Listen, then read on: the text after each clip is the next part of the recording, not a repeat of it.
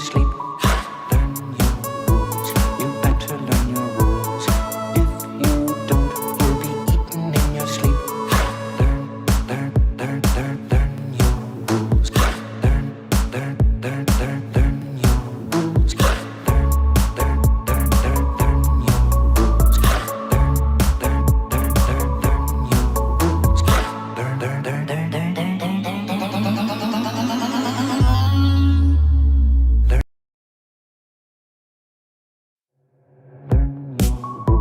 You better learn your rules. If you don't, you'll be eaten in your sleep. Learn your rules. You better learn your rules. If you don't, you'll be eaten in your sleep. Learn your rules.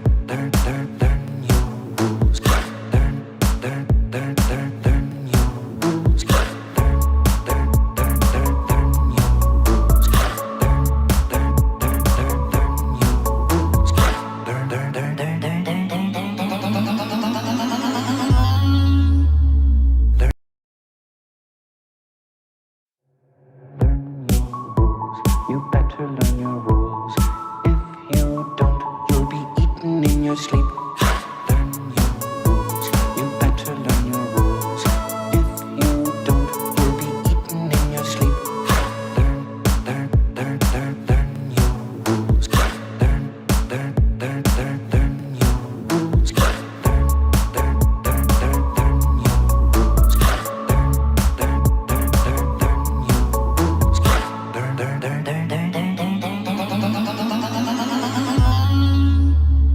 Learn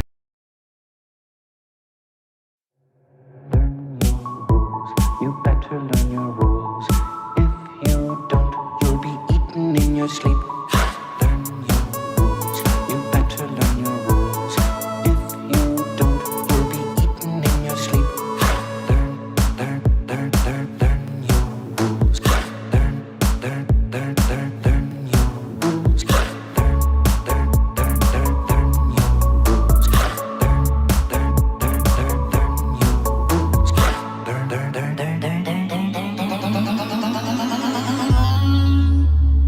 Learn your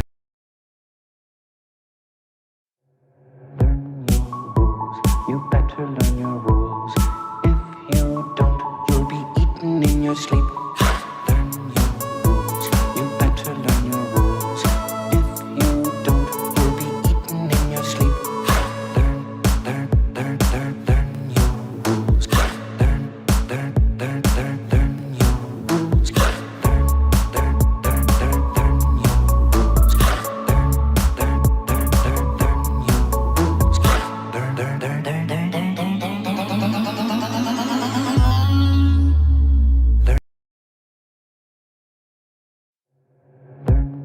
rules. You better learn your rules. We are on. This is episode 669. We have a referee shortage. We talked about that last week. We're going to talk about it again. The U.S. men's national team lost to Panama. So I thought it'd be great to show you a little clip of Gregg Berhalter. I do a tactics with Gregg Berhalter. Do we look alike? Let's see. Tactics with Gregg Berhalter. Well done. Hello, I'm Coach Gregg Berhalter, and I'm here to let you know that I believe and I will achieve. But more importantly, I want to make sure all the U.S. youth soccer participants in this great country we live in believe as well. I want you to know that you have an opportunity to play for the U.S. men's national team. You could be like Sergio Des or Gio Reyna or Pulisic or Weston McKennie. You can make it. Now, I get that they kind of grew up overseas and played or developed over there. It's okay. And this is how I know it's okay. I have been dubbed by the great Lexi Lawless a couple days ago that I'm revolutionary. I'm the future of U.S. men's national team. Even though I somehow found a way. If you want to see the whole version of all the tactics with Berhalter by me, go to my YouTube channel and subscribe. and or just search it on YouTube, Gregg Berhalter and Coach Cameron, and I'll come up first, and you can see all the wonderful footage I've done with Gregg Berhalter. Yeah, they lost, and he's getting destroyed right now. They may not make the World Cup again. That would be very, very unfortunate. But we have a referee shortage, and with me is the great Mark Passiatore, who officiated youth soccer, college, professional, international. Mark, tell us a little bit about yourself. What are you doing now, and who are you? How prominent are you in the game as an official with broke bad knees or whatever you got going on? Yeah, my knees are okay. It's just that my name is Mark Passiatore. I'm a national referee. I've been an international referee from 2000 to 2005. Okay. That's a long time. Yeah. I want to talk about your past real quick before we get on to our favorite game called what's going to happen next. In 1991 at Rose Mofford, an old lady with an umbrella came chasing you. That's correct. That really happened. Yes, it did. I can't tell you how or why, but I must have made a bad call, Dave. You know how it is. Good. So Chris McConkey told me that. Really? Yeah, she's like, do you know Mark Passiatore back in 1991 in Rose Mofford? Everyone with dates, was chased by an old lady with an umbrella. I'm like, what? It's the truth. So it did happen. Yes. But I want to play our favorite game. And we're going to play what happens next. It's my favorite thing to do right now. And then we're going to talk about what's going on with the officials, the shortages going on, and have a conversation. And we'd love to have your perspective on it. So go ahead and comment. Let us know why do you think we are having such a shortage of officials? So much so, I'm getting calls all the time. Hey, can any of your famous college players, they want to get certified and be officials? I had 2 calls I had one today and one last week. Everyone's panicking because there's not enough officials out there. So it's a problem. I'm going for the highest bidder. Who wants Coach Cameron to officiate your games with a GoPro? Because I'm going to document all those parents who are going to be yelling at me. But let's play the game. Let's throw the first video and see what happens. Ooh. That was a nasty tackle. Looks like the offensive player there. Yeah. So what happens next? A, goalkeeper gets up and realizes his leg is broke and falls back down. B, goalkeeper gets up and jumps on top of the forward with a flying punch. C, referee issues a double red with an athletic extension like a ballerina. Or D, both B and C. What do you think, Mark? Boy, I'm going to have to go with B. B? Yeah. B for Mark. What do you think, Jack? Do you know the answer, Jack? Yeah, I do. All right, I know the answer too. What do you think? Comment. Let us know. What do you think? A, B, C, or D? That's a good one. So let's take the answers down, and let's see what happens. Boom! Referee, red card. Watch this. Look at the extension. He's smiling. Oh wait, and his smile came off. So he was like red card, and he like fully extended. He was so excited. I'm like, I get to use my reds, like his first reds. But it was correct. There should have been 2 red cards there. Right? I don't know. Red cards? Yes. Yeah. Absolutely. So yeah, we got late answers. Yeah, they just came. Yeah, did they get it right though? What was it again? It was. It's D. The answer's D. So Chuck Cunningham got. Well, did you click add to the broadcast? You already, I didn't even see it. D. So who's up? Chuck's up 1. Who else? Happy Fellow got it wrong. Okay, so Chuck Cunningham's in first place, trying to dominate this game. Let's go to the next one. Yeah, but he did punch him, so I got a B there. Well, yeah, you got a half a I point. get half a point for that Half one. a point. All right, let's go to the next video. Free kick. What a great offsides trap from a free kick, half field.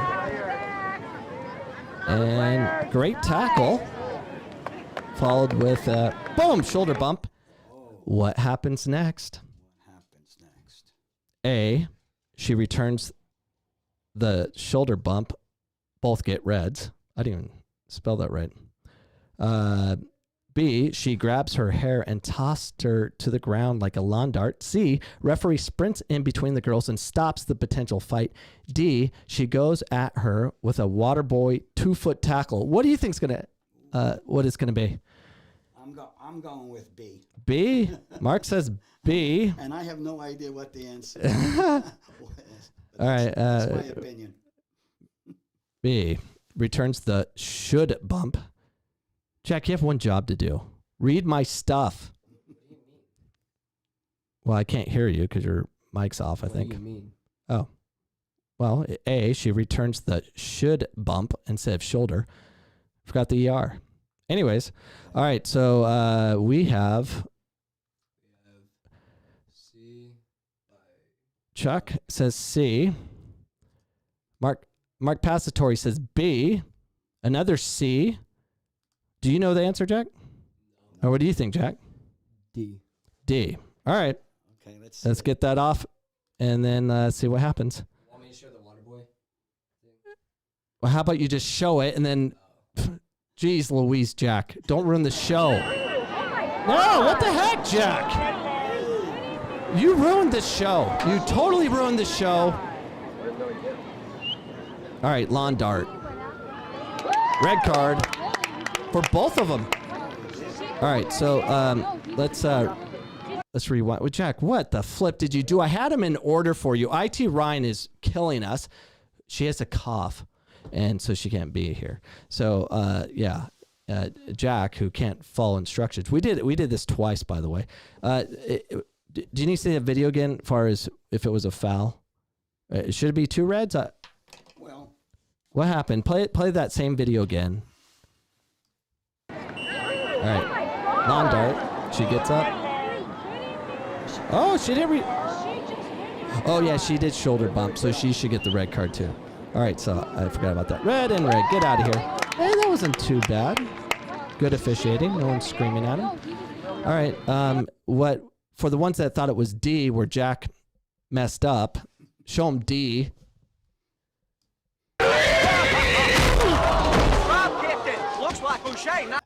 that's a 2-foot tackle. So Jack was supposed to show that as the second video as a joke. It's D. No, it's not D. This is actually what happens. But all right. Well, thank you, Jack. You know what? You deserved that red card. So Jack got a red card. Did he today? Yeah. Or yesterday? No. Last week, Jack got a red card, and it was at an APL game. So Jack, what'd you do to get that red card? Nothing. Jack says he did nothing. That's what every player says. Yeah. So Jack got a red card because the official wrote down the wrong number. Okay. So he was, you're 17, and number 7 got the red, and they issued it to you, and number 7 didn't get it.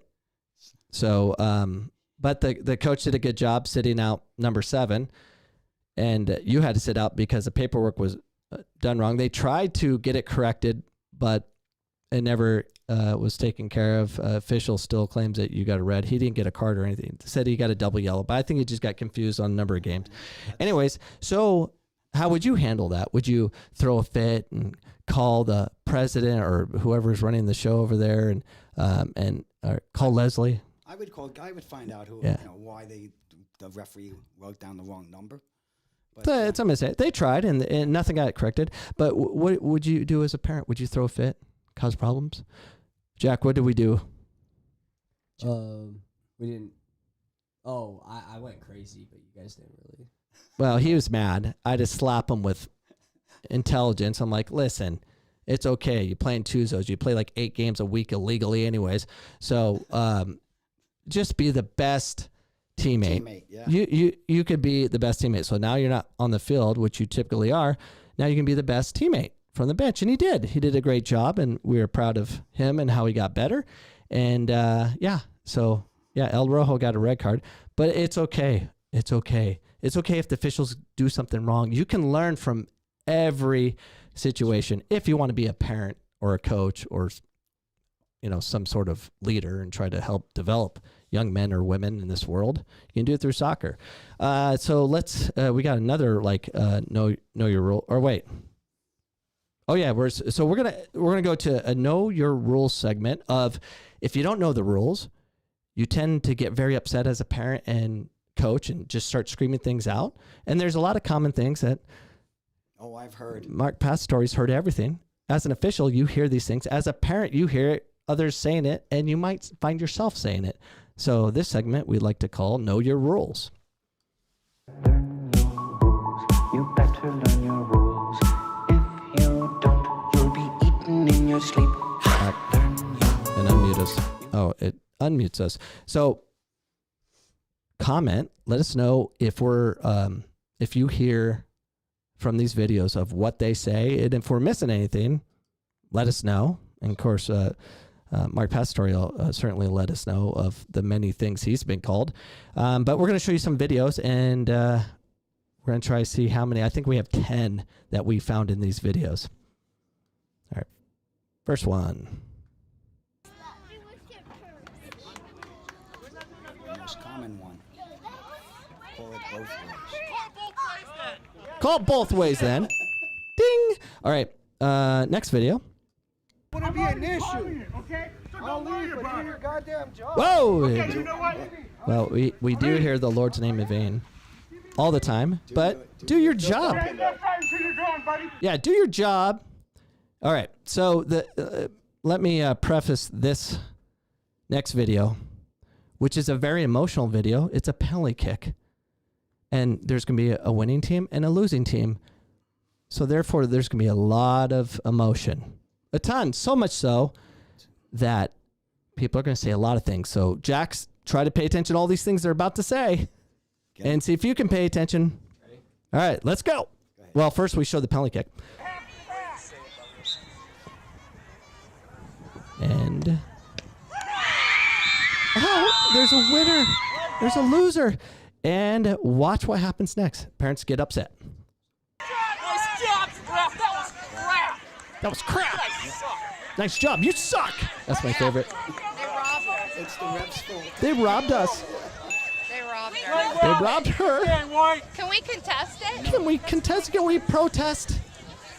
You're missing a lot of them, Jack. It's because you guys were talking. Oh, nice job. You're awful. You're horrible. Yeah, thanks, Jack. You did a good All, job there. all of that was on there. All of it. Which ones have you heard? Comment. Let us know. What's maybe you've said it, or you've heard it, or you're a referee and you've been called it. What have you heard? What have you heard, Mark? What else have you been called? Just recently that I was the worst ref that they ever had. Oh, yeah, that's a comment. You're the worst. Worst ref. Okay, thank you. Jack, Yeah. So. yeah, you can exit out of them. What else have you heard? All right, I've been cursed at. You're Just- blind. You're yeah. blind, ref. Yeah. Oh, wear your glasses or Where- something. yeah, where's your glasses? Right, something like that. Oh, I like this one. Who's paying you? Yes. Who's paying you? I can give you a good one about that for Anthony Passiatore. My son said that to an official in a college game. Your son said it? And then he got a red card just after, in the last minute of the game. Oh, He got a red card for a bad tackle. oh no. Yep. It's Gotta what be- he said sometimes, Who's paying you? Yeah. I think I've said it. And I'm not trying to be holier than thou, because I'm horrible. My past is pretty bad. I don't want to focus on past. I want to focus on the now. Now is the hot topic. Yeah. Is that referee it is shortage. the hot topic. Did we get any comments of the best sayings? No. No. Well, we don't have an engaged audience. Be more engaged. Comment. Share this podcast, because it's going to be very important, because we are now going to turn all our time with a discussion with Mark Passiatore to talk about all the rules and confusions of what's going on, why we have a referee shortage, and probably much, much more. If you have any questions for Mark Passiatore, please comment, and Jack will do his best to make sure it's appropriate to put on, and we'll discuss it. So what's going on, Mark? We got problems. Yes, we do, Dave. It's a shortage of referees in Arizona and through the nation. Dave and I, we're not here to criticize the ASA or the ASRA, which is the Arizona Soccer Referee Association, or Arizona Soccer Association. The shortage comes from COVID. A lot of people were off, not doing anything, just hanging out. I got paid for, doing absolutely nothing.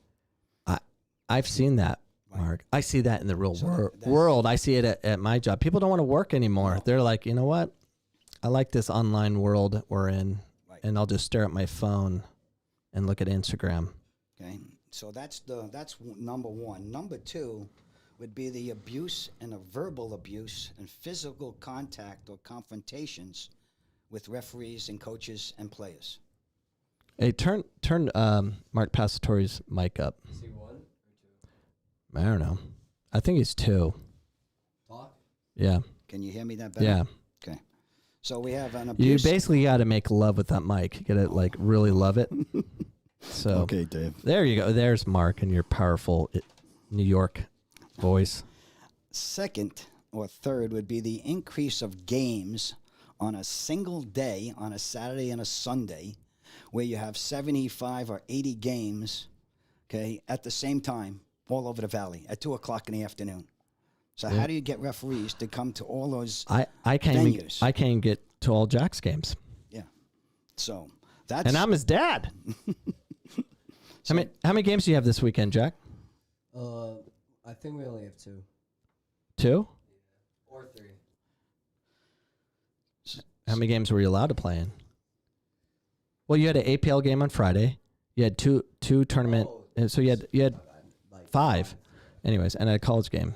So you're busy, he's busy, and so are the referee corps. They're busy too, traveling from venue to venue. So the Arizona Soccer Association needs to cut down on some of the games or league games on a Saturday and a Sunday.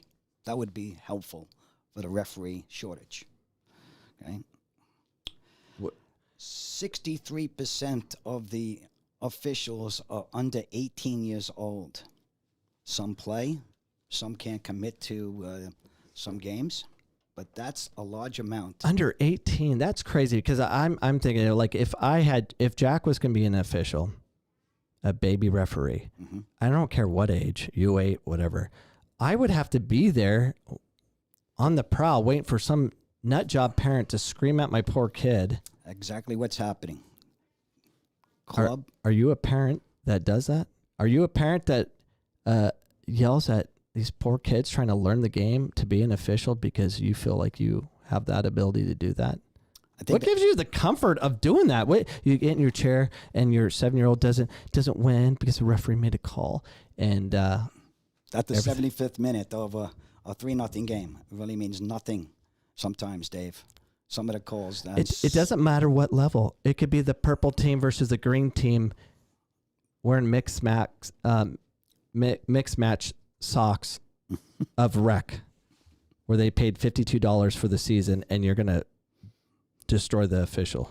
That's what's happening. So to me, coaches, managers need to be accountable for the behavior of their coaches right now. Okay, so how's that even like I get that. So when I was coaching, and I'm a retired coach. No, you're not. I retired. No, I youth. I retired. Youth's horrible. I was like, I always wanted the parents next to me. I want to hear what they're saying. I don't let them talk. I don't even like them cheering because it's a form of coaching, in my opinion, because they're giving reinforcement into things that I don't want reinforced. Like, good job, Johnny. I'm like, what are you talking about? He just kicked it 40 yards different. He didn't even know. He aimed that way, went that way, and accidentally almost scored. That's not good. And yeah, just chill. Let the process happen. I actually had one listener actually come back to me and say, you know what, you change how I do things on the sideline, change your perspective, because I made this correlation of if your kid's in the classroom taking a test, are you in there barking and screaming, good job, that was A? No. You're not in there. The game's a test too. That's your opportunity to do it. And she's like, I never thought of it that way. Parents should be seen, not heard. Let's go there. Maybe not seen either, because some just don't wear appropriate things, but another podcast. I also think that the education of the soccer officials need to be in a classroom at least once a month to get educated on scenarios, offsides, fouls, misconducts.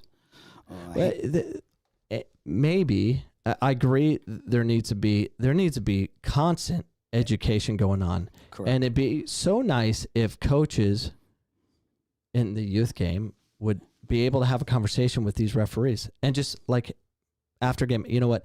I don't know if that was an offsides. Let's talk about that and what the rules are, because a lot of times I think I know the rules and I don't, because I thought it was a rule, but the rules have changed. Every time I've had like I did a podcast, remember it was with you. Yeah. It was about the GCU when he GCU or the Washington State player kicked the ball into his extended hand, and that's not a handball. I thought it was a handball. I didn't know the rule changed. I was like, oh, they got screwed, and then I got corrected By me. by you. And who I gave you a red and a card lot when of people online, Absolutely. officials were like hammering me. You know, I'm like, well, I'm glad I know the rule now. So, but it'd be nice to have a conversation, but you can't have all that hate build up and you have to win at every level versus let's have a conversation after. That'd be an educational moment. Absolutely. I think coaches are here to develop their players so that they can get to a higher level, high school, college, D1, D2, JC level. Okay, and if a player goes beyond that, hey, that's what our job as a coach, that's your job. As a ref, we're here to be impartial referees, see what we see, make the decisions. And some people just don't like our decision making. That's what it's come down to right now. We did a class called FAIR back in the 90s in Phoenix College. It's called Fitness Assessment Instructions for Referees, Jim Burgess and myself. We used to have 30 to 40 referees come into and look at scenarios, offsides, handballs, red cards, yellow cards. That's what they do at the professional game. That's what we need to do right now at the youth level, and also at the high school level, and even do it at the college level right now. I would agree to that. Yep. Coaches need to participate in that because they don't know the rules. Absolutely. Being one, I know I don't know all the rules because they do change, and I know I need to make a better effort of staying on top of it. Hence this podcast and bringing the great Mark Passiatore on. And remember, if you have a comment or question for Mark Passiatore, go ahead and put it in, and we'll answer your questions to the best of our abilities. I also think we're looking at the quality of officiating needs to step up to another level. Okay, we can get the quantity of referees, but we need the people with quality, understanding the game fully, Dave. Well, maybe there needs to be more an incentive as well, because when you guys fast tracked Alan Chapman, and he came late. Oh, he did? I mean, how old was he? 25? Probably a little older than that when he stepped into this. Yeah. Yeah. Oh, Maybe, well, okay. actually, We'll say I know the year. Okay. Because I held a referee course at Palm Valley and I paid for his course. That's what should happen to some of the refs too. They should get paid for coming into class. I think it was like 03 or 04, Okay. which would make him, that was the end of our careers kind of. So, yeah, maybe that time. But he had opportunity to get fast tracked. And maybe that's what we need to do. We need to let people know there's incentives. If you're good, there's an opportunity to be fast tracked if you're good. But I think that should be something that's more out there. I know it's there, but Well, we need a mentoring program. We need assessors to come and look at officials, because I just watched a game just recently where a referee, okay, and like 60 to 70% of our referees do a real nice job. It's the 30% sometimes that just not on the same page as a higher thinking referee sometimes, Dave. Well, I think I was listening to this podcast talk about literacy, literacy being one of the biggest problems we have in academia as far as teaching, learning. And I never really thought about it that way, about literacy, how important it is to be read up on subjects. Because if we're having a conversation, it may seem coherent to both of us, but if it's about a subject you don't know about, you can't process it, so you're not really hearing what's being said. So it's kind of like the movie White Guys Can't Jump. You know, you can hear Jimmy, or you can listen to Jimmy, but you can't hear Jimmy because you don't have the culture of whatever you're discussing. And that's what's going on a little bit. We're starting to get officials coming in that aren't from the game because they don't know how bad it is. So they're like, okay, it's kind of like a mosquito going into a light about to die, not knowing, oh, it's a bright light. There's money in soccer. And then a parent yells at you. But we're getting that because no one wants to do the job. Most referees are 1 or 2 years, 3 years. And after that, I think I have a stat that says that 33% of them walk away after the 3rd year. Which I was shocked it was that long. Yeah, 33% walk away from it. So how do you retain these referees to stay on? And well, mentoring, team coach, referee coach, field sessions in the classroom, and a couple more assessors looking at these referees. Because I saw a referee at a game with no socks, uniform out of, and he's a professional. Because you're getting paid for something that you love to do and have a passion for. It'd be interesting if it was offered, you had fair come back, and it was free. Yes, it was. And it needs to be like a networking. If it's networking, if you want to get games, specific games, because you need specific games to progress as a referee too. You need the higher level. You have to meet assigners and meet people, and it'd be good for networking for officials and more importantly, a place they can have a conversation and say, you know what happened to me therapy. Right. Exactly what we used to do with FAIR, coming in every Wednesday into the cave. We had 30 to 40 referees looking at every kind of scenario that we can think of and looking at the laws. Law 12, Law 11, offsides, Law 12, misconducts. We talked about everything that can happen in a soccer game. If you somehow make that happen, I would love to help out Todd and the Arizona Soccer Referee Association to get people on board. And Phoenix College, we'll do what we can to make sure you have a place to be that's free and available, and I'll attend because I need to learn more. And I want to network and manipulate those referees to like me. Boy, not for calls, just to like me. That's it. Doesn't everybody like to be liked? 76% of the entire referee pool lives in Maricopa. So that's 3/4. And I don't know how many referees that we have in our state. I'm going to say, I remembered it was probably 3,000, but I don't know if it's lower or higher any longer. No, it can't be higher because we've got a shortage. So it has to be lower than what we have that are certified referees in the state. We have to take a test, a written test. We have to go on grassroots certification. Through the ArizonaReferee.com to be a certified official for next year from January to December 31st of next year. So it's a process. Let me ask you about AIA. So AIA, they have a referee shortage, certainly in the West Valley. Sure. And every year I see officials come in that I've never seen in my life. I'm a native, and I'm like, I know they've just got this certification. They came from basketball or something. Right, it's baseball, basketball, summer football referees also that I worked with my first year. I just worked with 2 first-year referees. I did over 25 games, and then I put them in a game. Well, the game went a little south, and again, it was a little rough for them. Literacy. Right. It comes down to educating them. Yeah. How much can we educate in field sessions and helping them out to be a better individual on and off the field with character. Yeah, that's a tough one. Yeah. I mean, and I pride myself or trying to change and control what I can control, which is certainly me. And as far as players goes, you know, Jack had an unfortunate situation. I didn't get emotional over it or anything. I found it as a teaching moment.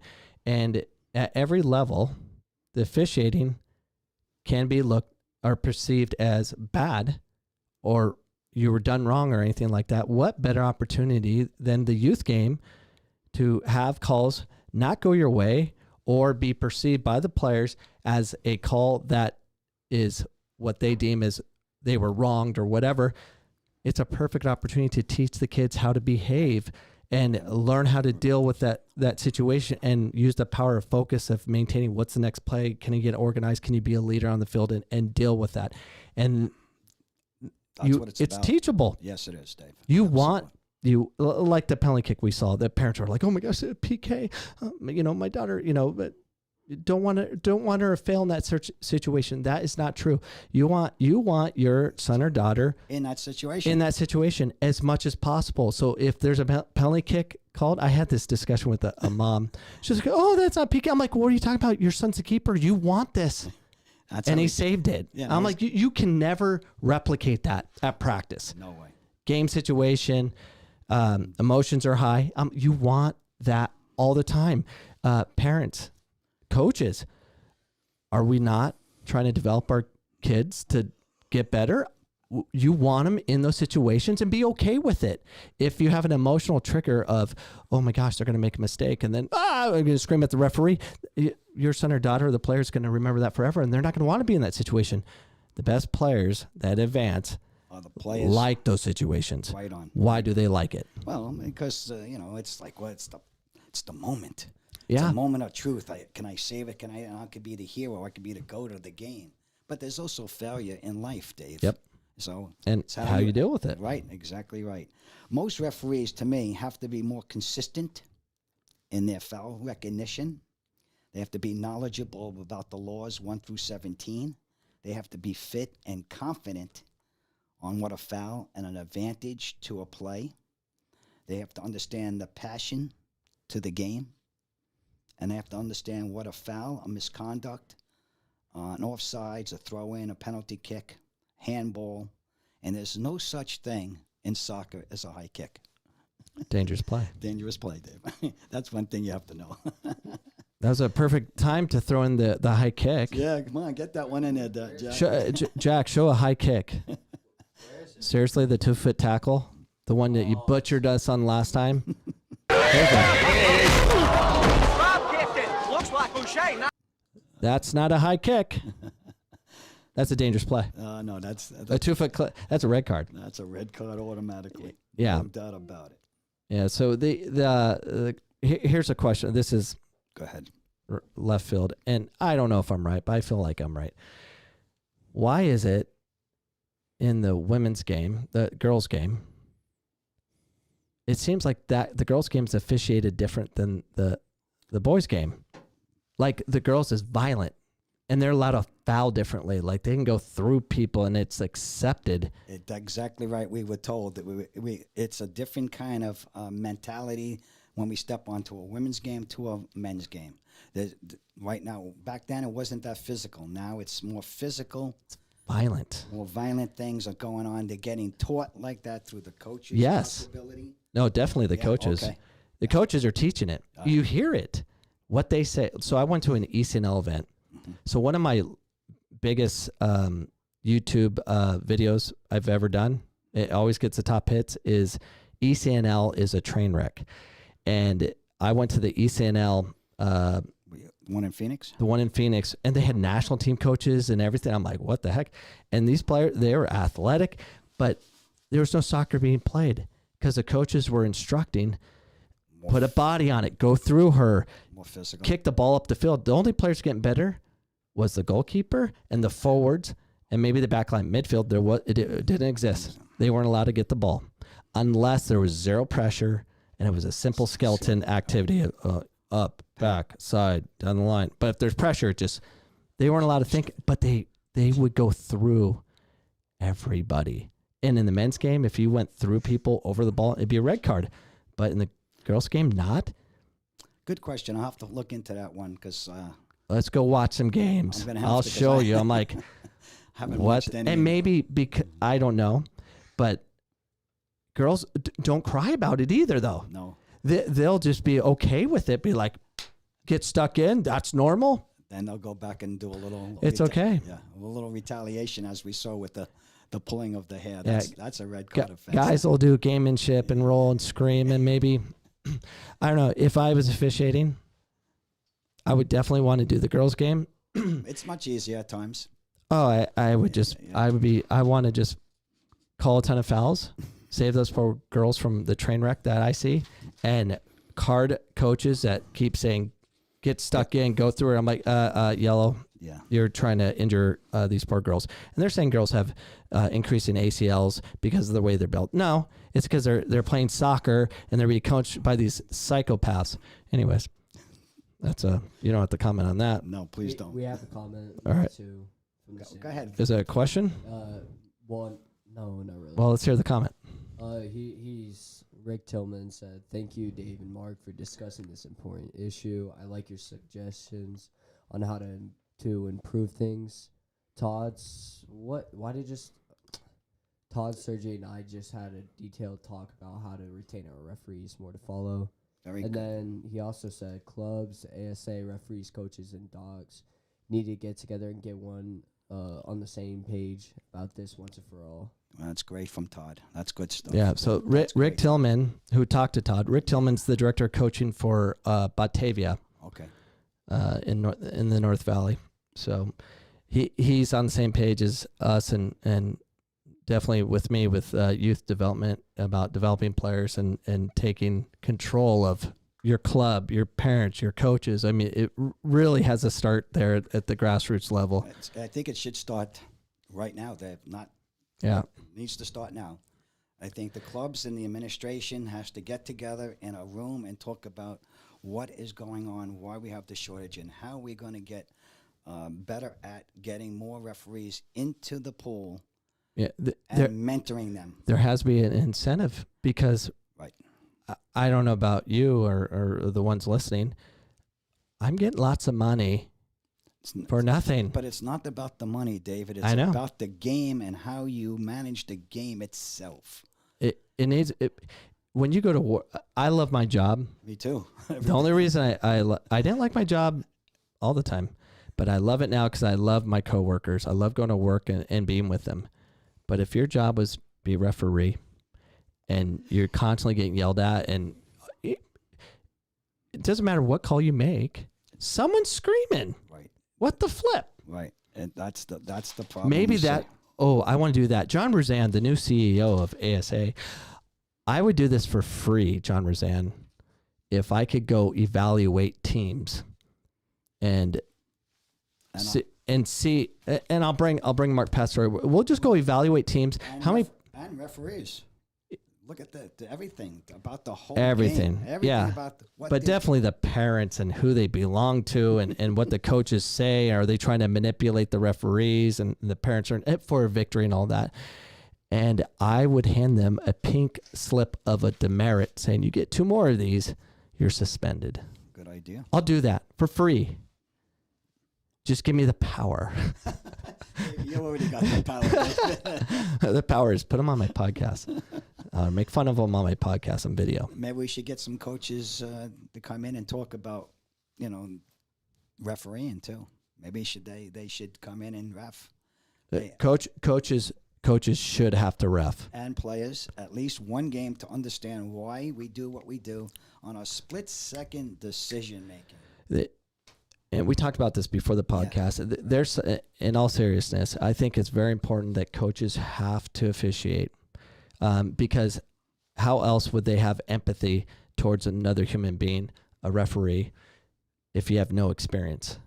I remember I was officiating a U8, U9 game, and it was a young game, and I was doing a pretty darn good job, I thought. So I did a drop ball. And I was instructed, how I learned was a drop ball with the little ones. If you just drop it, they'll kick each other. So be smart about it. Just put it through your legs and kind of put it over there. To the side. Yeah, just get it going. So I did that, and a parent goes nuts on me. And I was listening to it, and then as soon as the game was over, I went straight to that. I'm the same person when I was 8 to now. I went straight to that person. I went to this dad and said, this is how I was taught. This is for the player's safety. It's not for them to gain an advantage of any sort. However, I would have said it as an 18-year-old, 17-year-old Dave or whatever I was. And then I was walking away. And then a parent came up to me and said, I heard what you said. I appreciate you. So I got kind of both, but I definitely remember the bad. To this day. I was going to say you got the good, the bad, and the ugly. Oh, right? and the thing is, when you hear something from another human being being so negative and angry, you remember it forever. Example, I was a horrible human being at times, and You just played with a passion, Dave. A passion of just wanting to. yeah. Play. Hey, this is a side mic. So Okay. there you go. You played a passion. You played the game with passion to win. Yeah. At all cost. Well, mean, I was growing in Tucson, and I was 13 years old playing for Cisco Omerta, I think, and we're playing El Paso Riot, or I think El Paso Riot or whatever. I think it was Riot, and I got kicked from behind in the stomach, and knocked the wind out of me. I fell. Chris McConkey's the center official, Oh my gosh. and this is a long time ago. She gives me the card. I was confused. She made a mistake. I Okay. think, because I get up and I told her, you effing B. And she gave you a red card. Oh yeah, I deserved it. So I get a red card. 7 years later, I'm an AR for Chris McConkey. Wonderful. She's this is at the Grand Canyon, Little Canyon, and I come up and she's telling that story about this boy who called me F and B, and I go, that was me. And she's like, Oh, you're kidding. I'm like, no, it's me. that was me. You're wrong, but I do apologize. And we still talk about it today. It's the funniest thing ever. Like it scars you. If someone treats you in such a way, they'll remember it forever. I didn't remember it, even though I felt like I was wronged at the time. I didn't remember it until she brought it up. Well, But she never forgot it. most referees just walk away from the game and don't remember a lot of stuff that happens after a game, unless something really crucial. Yeah. Or Well, controversial. well, you might be built different, but if someone's screaming at you and just with anger and vile, you're gonna feel it. You do feel it in your heart. Yeah. Absolutely. So, and it's not. It's just. It's very traumatic, and it doesn't need to be. Any questions there, Jack? No. No. Okay. Don't worry. I'll cut. I cut this. So I cut this the podcast up, and I'll distribute every day next week of clips of things we discuss. But comment. Let us know what questions would you like to know about the game and the rules and all those things. And it's very difficult because you got the NCAA has set of rules. The FIFA throws down rules. AIA's different rules are always like a year behind. And then youth rules or USYS or whatever. How many different rules do you have to know? I mean, these are poor officials. 3? 3 different associations where we belong to. Youth, which is the FIFA. Right. High school has their own entities and rules, and college. Because FIFA is under the professional leagues with the MLS, USL. So they have their set of rules. And then high school has their own little set of rules, and college. So we have to have 3 understandings of 3 different rules on Law 12, fouls and misconducts, or Law 11, the offside. Yeah. So there's too much to know. Absolutely. There's too much to know as an official, especially a first-year, second-year referee, to get all these laws and understand all the little nuances, all the new rules that are happening year after year. Then when you have an experienced referee, then you have the person who understands it, but he becomes the bad guy because he gives the yellow cards or the red cards, where a first or second-year referee unfortunately didn't do. That's why we're not on the same page. That's why there's not consistency of what we do as an officials. All right. Let me do some trivia with you. I'm putting you in the hot seat. Go ahead. Because I don't know the answer. Okay. Substitutions. When can you sub in a college game? First half, once you come out, you're out of the first half. Okay. Second half, you get 2. 1 in, out, 1 in, and out. That's it. And they added concussion. You can Head injury, you can replace. You can replace that person, right? Which they should do because you don't want to force people to be on the field. Right. To keep things even and someone's potentially dying. Well, when can you sub? Like And what, in youth? Anytime there's a okay. anytime there's a stoppage in youth. Okay, anytime there's a stoppage, what about college? When can you sub? Throw in or anytime for NCAA, right? Well, Because you get the number. possession, 1-for-1. But if I'm up, I'm on the red team and you're on the white team, they both can sub at the same time. Same time. Corner kicks, goal kicks, Offensive corner kicks. Can you sub so at the NJCAA? I know it's different. Yeah. Because the NJCAA is a little bit different. The NJCAA allows you to sub on your offensive corner, but not defensive. I have to look that one up. So that one. That's the way it is. Yeah. And Good one, David. so what we do is that you put the because there's not a fourth official, so we get real close to that bench and we're like, oh, we're about to get to corner. We throw 3 right up our big guys. Sub. So, and you get away with it. You need a fourth official because it's totally illegal, but everyone does it. Okay, gotcha. It's unfortunate. What do you do? Comment. Let us know if you try to find ways to manipulate the game by being sneaky because there's not a fourth official. In a lot of cases, there's only 2. And here's something I talked to someone that was wanting refs. They talked about the way ASA is doing it. If you only have 2 officials, one's a center and one's an AR. One has to have a flag Why? because you're not allowed to have 2 people have a whistle in a youth game. One has to have a flag. Except for AIA. AIA can have 2 officials with whistles. But you can't do it for, is that a FIFA thing? That's kind of how they brought it in. All right. That's correct. So that means how do you feel about it? What? If you only have 2, would you rather have 2 whistles? No. I'd rather have myself as my person in the middle, controlling the game. My AR can take care of the offsides. I can take care of the other offsides by just my knowledge or lines on the field or the way the player reacts, something like that. So how do you do? So typically you do that figure 8 thing. That's correct. So how do you do that with up and one up. AR? Up. Well, How do you change it? Or do you? I don't. I leave him as an AR with the flag for the offsides Right. and balls in out of play on his. But you're probably not doing your complete No. movement No. because you want to be more on the opposite side. Right, exactly. I mean, I've done many games by myself in my day, so Yeah. sometimes you have to do games by yourself. Uh, High school and college and youth. So I talked to Jesse Cadena, the director for football Lido, Bembo, and Tuzos, Pachuca. He said he's never seen this kind of referee shortage ever. Me neither. First time. Really? This is the first time. I've been here for 37 years. I haven't seen it until just recently. Really? I haven't been out there. Yeah. College games, we have them, but I haven't noticed. So you see, when he told me that today, I'm like, oh my gosh. I saw on Facebook and Instagram, everyone's kind of panicking, and of course people are asking, but It's just not here in Arizona. It's in California. Yeah. It's in New York. I talk to people in New York. They're having a shortage in high school and youth games. It's all of Florida. It's all over the nation right now. North Carolina is having a big problem. I think they went down from 7,000 to 2,000. Or California, something like that. Went from 7,000 to 2,000 referees. There's a shortage in everything. Everything. We came in to get like T-shirts ordered.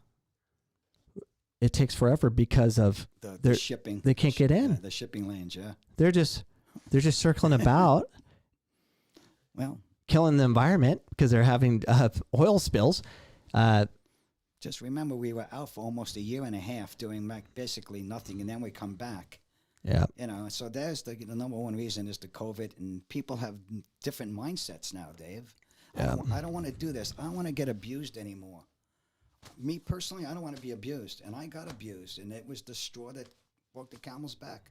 That youth game and that high school game, people coming at me like I'm the bad guy, but I'm really the good guy who understands the laws. And that's why I walked. I walked away. I don't know if I'll come back to refereeing, maybe college one day. But right now, youth and high school, I'm not coming back this year. Oh, I don't blame you. Yeah, I don't want to be attacked. No. I don't need that for my life. Hey, just do AIA. Just do the Millennium Games. I won't say a word. You can screw up, No, and I won't say a word. And I'll shut my parents up. I have that Eagle cam, Yes. and if my parents are screaming, I turn the camera and I face it at the stands. I'll document it, and I will punish you.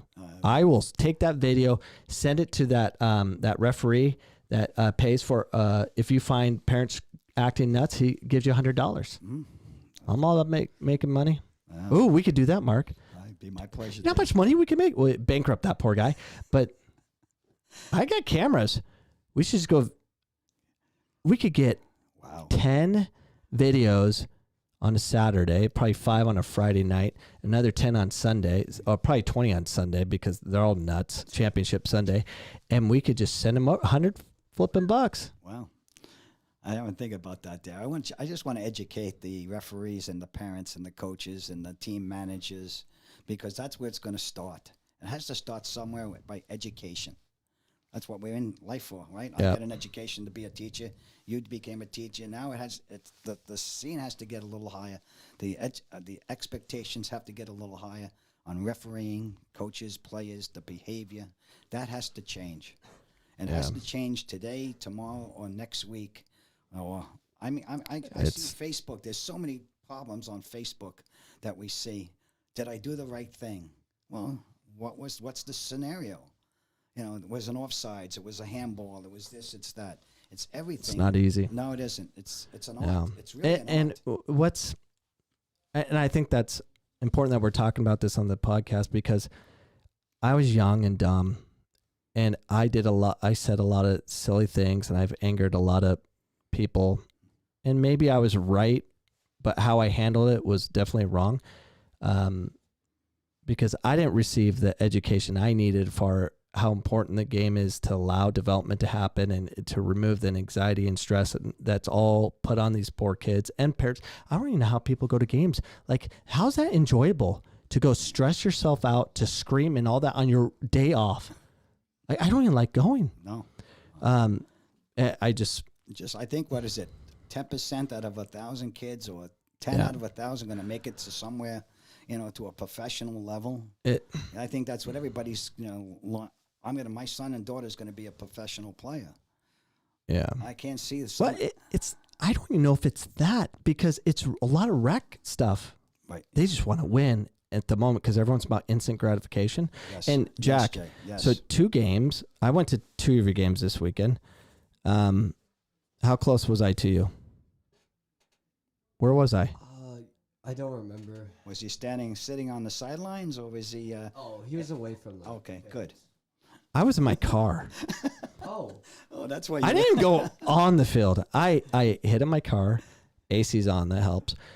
I don't even want to be out there because I'm afraid to hear what I'm gonna hear. Because we're gonna react and say something to a parent or a player. And I will. Yeah, me too. I will. Yeah. I will stand up for kids and these poor referees. Very true. It's ridiculous. And it needs to stop. So what's the solution, David? What can be the solution for us as top-notch people in Arizona to get the referee corps out of a shortage? All I can do is offer your my facilities, my time, and definitely this podcast. We can talk about this all the time. Mark, you can come every Sunday and we'll just do a 15-minute bit. I'm still trying to get Chris McConkey to come. Oh, that would be great. I want to hear so. You should get Todd here too. If Todd, you're willing to come all the way to the West Valley. And John Roseanne, definitely. Yes. We could have wonderful conversations. Oh, great form. Yep. I have, and I come with gifts. If you're a part of my podcast, I will get you Arizona Thunder keychain. Did I give you a Thunder keychain? Yeah. Thunder keychain pack, vintage, 1998. Those were fun times doing those games, Dave. I enjoyed it. And I was a psychopath. And they were great MISL games. I was a nut job. And I've been in that penalty box way too much. I'll give you one thing. I gave Tattoo his first blue card for elbowing for boarding. Okay, and then I met him in Virginia. I was doing the WAGs tournament down in Virginia or Maryland. And he came up to me and goes, "Hey, Passiatore, you were the only guy who had guts to give me a blue card and put me in the box for 2 minutes." He was so tricky. He would post up. And this is like the importance of understanding the game. And I didn't understand it. Tattoo would post up And then when he would roll the ball to David Doyle, he'd throw his whole body sideways and kick you. To get you off balance. Get you off balance.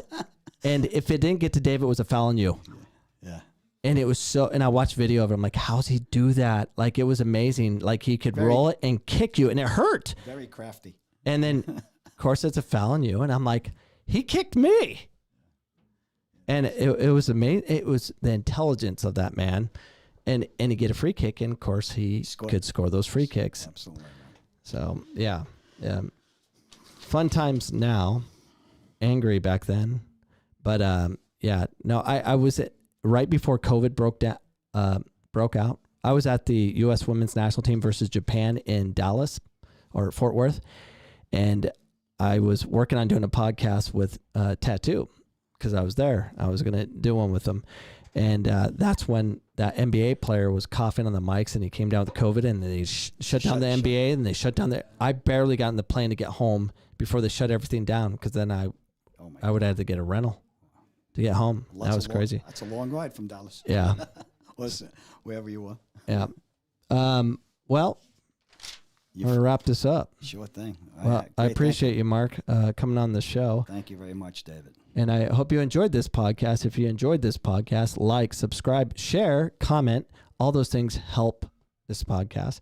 And if you want Mark back on, comment. Say, we want Mark back. And we'll bring him back. And he can be a weekly host since you live in Goodyear, right? Yes, I do. So he lives close. You can come back any Sunday. I'm live, 7 p.m. Mountain Standard Time. Thanks for tuning in. Thanks again for the great Mark Passiatore, who got chased by a old lady with an umbrella in 1991 at Rose Mofford. I know things. And thank you, El Rojo, Mr. Jack, you did a Red good job, Card. Jack. Yeah, you did a great job. Yes. If you want more of this content, you can find us on iHeartRadio, Google Play, iTunes, or wherever else podcasts are found, or go to coachcameron.com, where I rarely update. And we'll see you next Sunday, 7 p.m. Mountain Standard Time. Thanks, Mark.